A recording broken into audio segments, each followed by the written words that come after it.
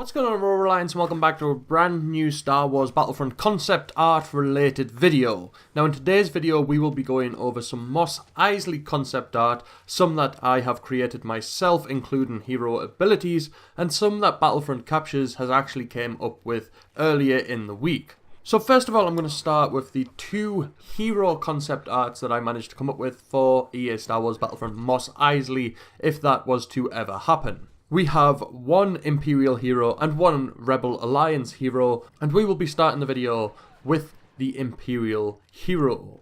So the hero that I think would come to the Imperial side is Grand Moff Tarkin. Now I know a lot of people would have been thinking that he would have came with the Death Star DLC pack. I did myself, but that turned out to be completely wrong. But I think a lot of people want him in the game, so I think if there was a way to introduce him, it would be through something like this. I've made some sort of mock abilities for Tarkin, and the first one is Ultimate Firepower, where it would allow Tarkin to fire multiple charged shots with no lock-on for a short period of time. The second ability would be Interrogation Droid, and when this is activated it would send out one Imperial Interrogation Droid that would electrocute enemies that got within a close proximity to them, and if there was any enemies that got past the electrocution shocks and got really close to the interrogation droid, it would let out dioxis gas, which would obviously poison all of the enemies that managed to survive the electric shock. The third ability would be Empire Intimidation, which would weaken enemy armor and blaster damage within close proximity of Tarkin himself. For the hero on the Rebel Alliance side, I chose Obi-Wan. I think a lot of people do want to see Obi-Wan come to Star Wars Battlefront. I don't know if it's ever going to happen, but it would be cool to see him. And if he did arrive, again, I've come up with some mock abilities that he could potentially have. The first one, which would be pretty obvious, is Mind Trick, and when this is activated, it would confuse enemy troopers that are near to Obi-Wan, and they will be taken control of by the AI, and they would shoot at friendly stormtroopers for a short period of time. The second ability I came up with was Saber Rush, which is pretty similar to Luke's ability in the current Star Wars Battlefront, where Obi-Wan would force dash in a direction that he is actually facing, and would swipe his lightsaber while he is force dashing, which would kill any enemies he actually goes past. The third ability is If You Strike Me Down.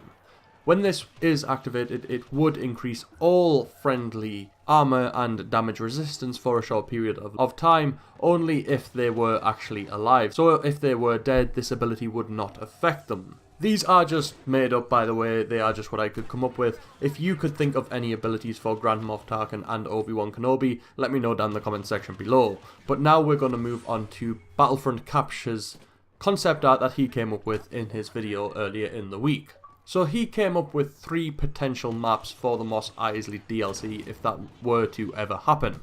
The first one, as you can see coming on screen now, would be Docking Bay 94. The second map is the Spaceport. Now this does look really cool. Again, I'm guessing this would be around Mos Eisley itself.